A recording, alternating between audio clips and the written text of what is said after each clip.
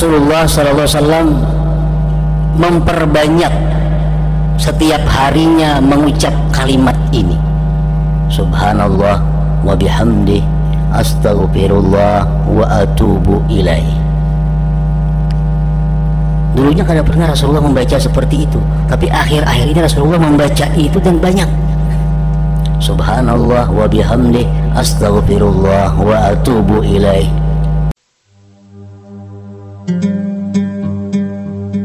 Nah, para muhibbin rahimakumullah, apa yang dimaksud dengan mereka keluar dari Islam itu berbundung-bundung? Bukan artinya bermurtad semuaan orang berbundung-bundung, bukanlah demikian yang dimaksud. Tetapi umat Islam itu nantinya di akhir zaman mereka berkelakuan, bertetangga, berkeluarga, berusaha meninggalkan apa-apa yang diajarkan oleh agama Islam. Walaupun dia seorang muslim, dia orang muslim, tapi gaya hidupnya, pakaiannya, perhiasannya bukan seperti orang muslim. Dia orang muslim, tapi usahanya, jual belinya, perdagangannya jauh daripada ajaran Islam. Dan ini dicontoh, ditiru oleh orang muslim-muslim yang lainnya. Ada usaha berhasil, walaupun usaha ini haram. Islam-Islam yang lain berbundung-bundung mengikuti usaha seperti itu. Ada model pakaian yang baru, model pakaian yang hanyar, yang bertentangan dengan ajaran Islam, dipakai oleh orang Islam. Yang lainnya berbundung-bundung mencontoh pakaian seperti itu. Nah, ini sudah disabdakan oleh Rasulullah sallallahu alaihi wasallam. Wa ra'aitan nas yadkhuluna fi dinillahi afwaja fasabbih bihamdi rabbika wastaghfir innahu kana tawwaba.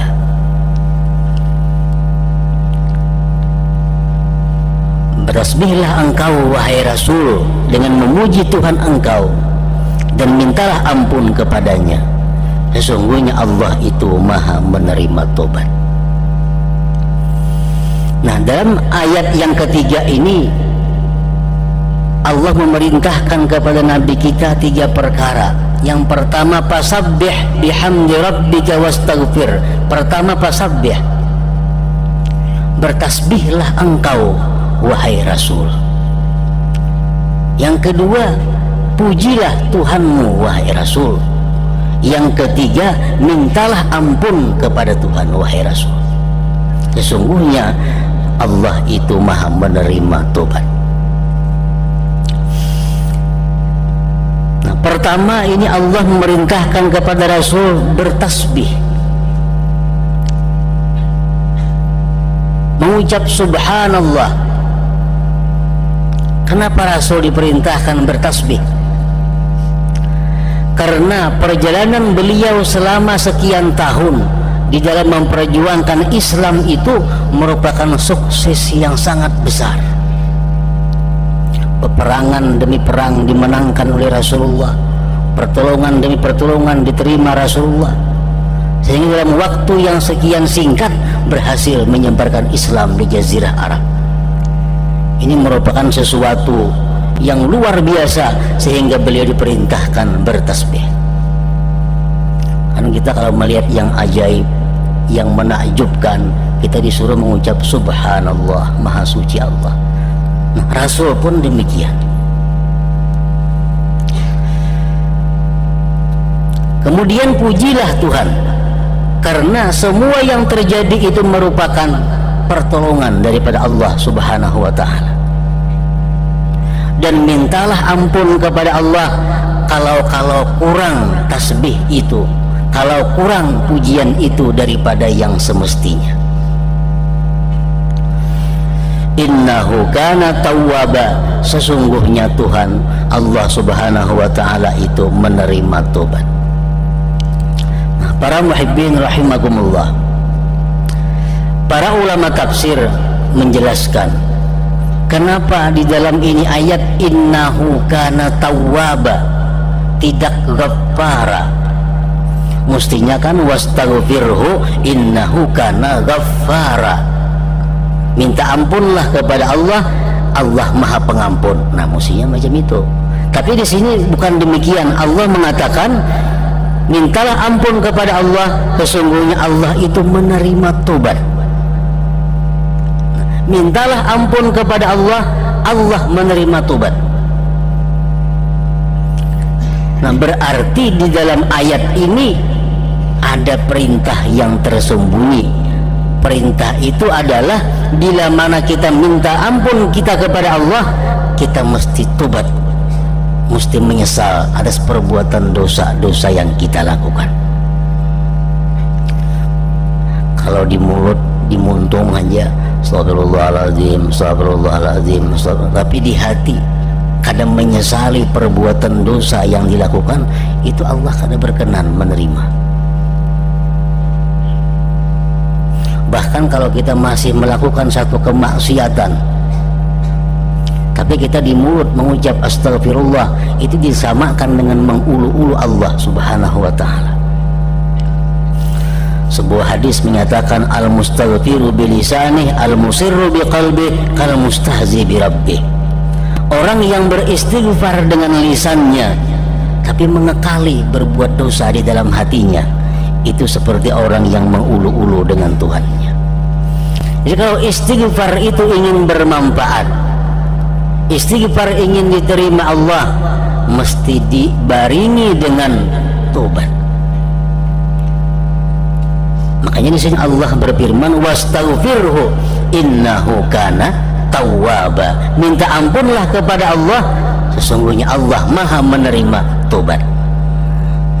Jadi kalau kita di mulut astagfirullahalazim, aku minta ampun kepada Allah sambil menyesali dosa-dosa yang dilakukan, nah maka itu termasuk di dalam ayat ini. Allah maka Maha menerima tobat hambanya itu.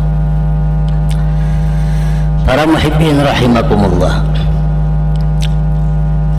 jadi fasabbih bihamdi rabbika wastaghfirhu, itu akan tercakup di dalam kalimat subhanallah wa bihamdih astaghfirullah wa atubu ilaih. Begitu ayat ini turun, Rasulullah mengucap subhanallah wa bihamdih astaghfirullah wa atubu ilaih. Nah, karena itu perintah Allah, bertasbihlah kepada Allah, sucikanlah Allah, pujilah Allah, minta ampunlah kepadanya dan tobat kepadanya.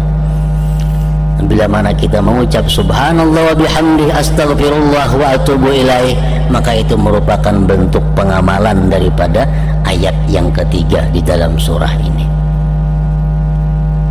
Para muhibbin rahimakumullah, di dalam tafsir Al-Qurtubi disebutkan manakala turun surat An-Nasr ini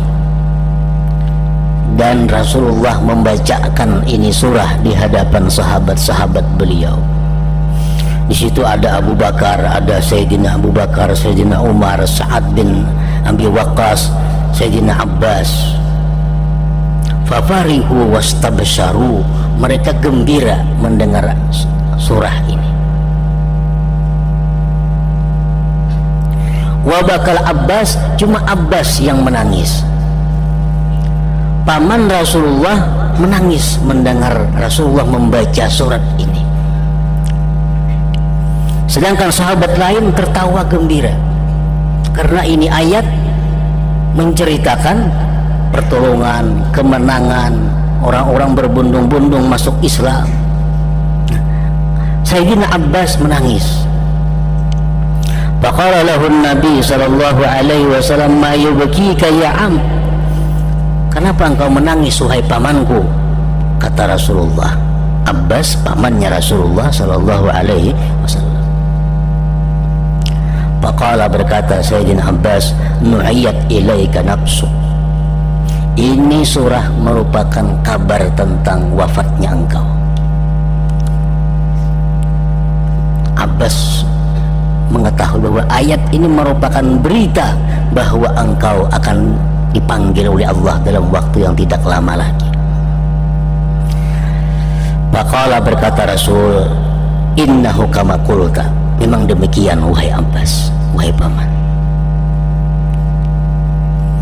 Sebagian ahli tafsir mengatakan 60 hari sesudah surah ini Rasulullah wafat, ada yang mengatakan 80 hari.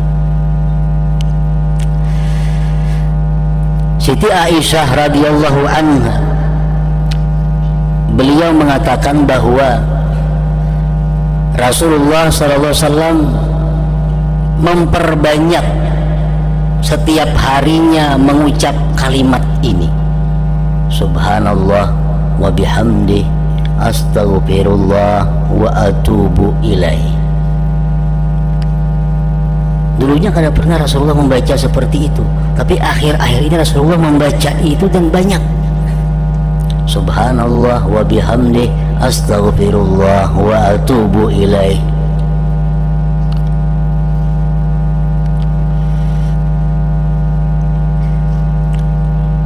Aisyah berkata, ya Rasulullah, araka tukthiru min qawli subhanallah wa bihamdi astaghfirullah wa atubu ilaih.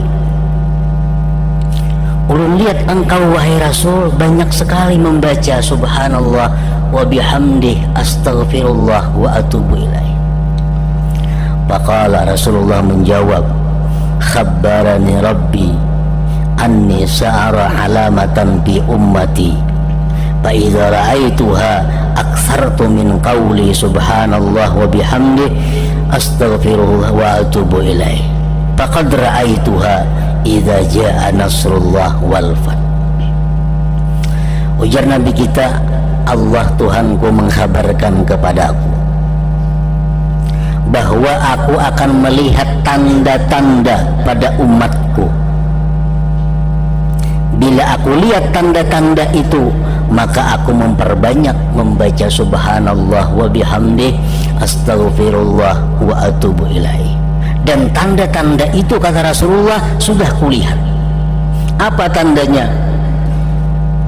Idza jaa nasrullahi wal fath wa ra'aitan nasa yadkhuluna fi dinillahi afwaja fasabbih bihamdi rabbika wastaghfirhu innahu kana tawwaba. Nah, para muhibbin rahimakumullah, para ulama menyimpulkan daripada ini bahwa untuk orang-orang yang sudah mendekati kematian, macam Rasulullah itu umur segini sudah 63 tahunan waktu itu. Nah, artinya orang-orang yang sudah berumur 63 tahun, alangkah baiknya mereka itu mencontoh Rasulullah Sallallahu Alaihi Wasallam, memperbanyak membaca kalimat tadi. Kenapa sebabnya? Karena orang-orang yang sudah berumur 63 tahun itu sudah mendekati akhir masa hidupnya, dan berharap dengan kalimat-kalimat yang diucapnya itu dia mati dalam keadaan husnul khatimah. Arti banyak tuh berapakah? Sehari 100 kah, 200 kah, 300 kah? Subhanallah wa bihamdi astaghfirullah wa atubu ilaih. Ini dilakukan oleh Rasulullah Sallallahu Alaihi Wasallam. Nah, nang kada tuha apa? Karena salah aja membaca itu. Cuma nang tuha perlu banyak, itu maksudnya. Nang 40, 30 bagus sih membaca. Cuma nang tuha-tuha, nang sudah parak, nah itu perbanyaklah membaca itu agar wafatnya dalam keadaan husnul khatimah, mendapat ampunan dari Allah.